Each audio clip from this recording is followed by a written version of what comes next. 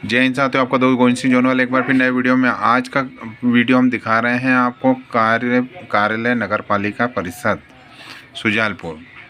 इन लोगों के आप नाम देख सकते हैं। यह 10 रुपये की RTI से यह लिस्ट निकाली गई है और इसमें बहुत बड़ा भ्रष्टाचार पकड़ में आया है। वह भी आपको दिखाएंगे, देखते जाइए आप कितने कर्मचारी सफाई कर्मचारी हैं वो मैं आपको दिखा रहा हूँ। 41 है इस पेज में दिख रहा 41। अब हमने दूसरा पेज पलटा है। दूसरा कर्मचारी आप देखोगे, ये दूसरे कर्मचारी, ये देखिए, ये कर्मचारियों की लिस्ट दिख रही है। और ये 10 रुपये की RTI का कमाल है। बहुत अच्छा कानून है, इसको समझें और इसको जानें और इसके द्वारा आप हर क्षेत्र के हर डिपार्टमेंट की जानकारी निकाल सकते हैं। ये है 85 नाम आ गए, देखो है ना, 85 नाम। और फिर इसके बाद आप तीसरा पेज हम खोल रहे हैं। तीसरा पेज आप देखो, ये देखिए, दिखाइए, ये तीसरा पेज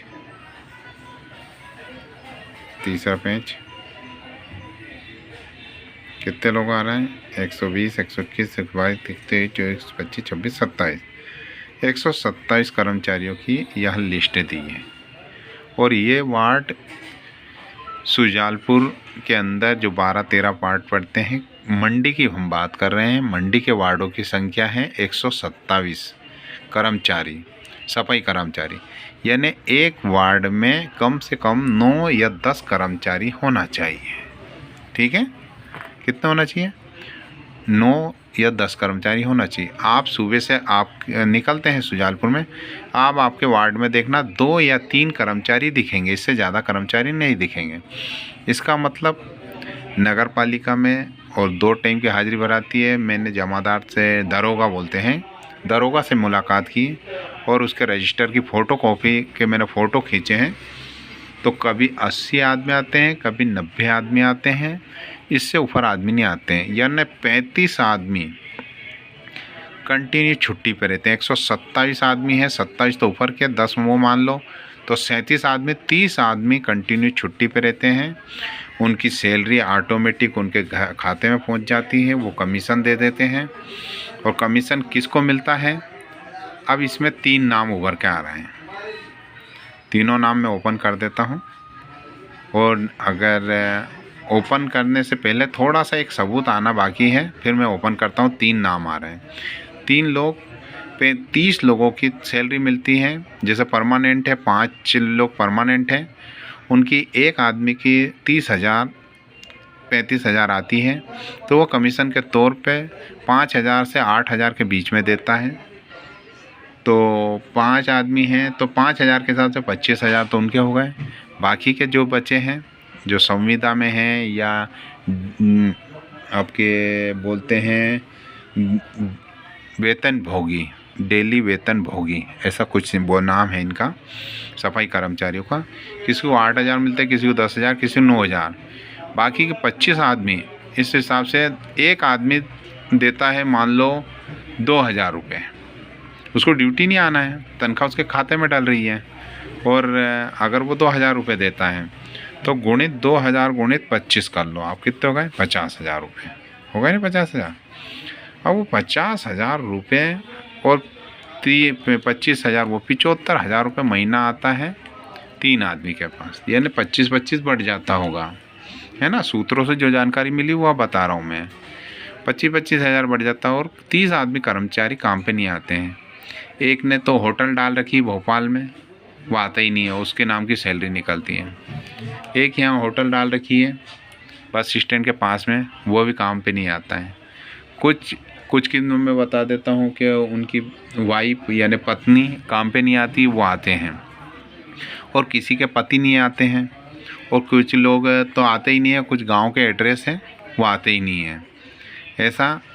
अब इसमें तीनों से हमने मुलाकात करी, तीनों अपने आप को ईमानदार बता रहे हैं। मैं भी ईमानदार, वो भी ईमानदार, वो भी। एक बार मैं दरोगा के पास गया था, उससे बोला था कि 23 आदमी की मैं लिस्ट दे रहा हूँ, ये कहाँ पर ड्यूटी पर है, मुझे मिलाओ। तो दरोगा ने कि कल आना, हम चलेंगे।